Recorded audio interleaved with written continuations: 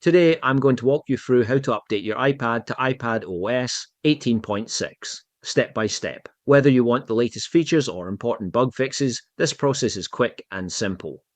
First, make sure your iPad can run iPadOS 18.6. If you're already on iPadOS 18, you're all set. Open the Settings app.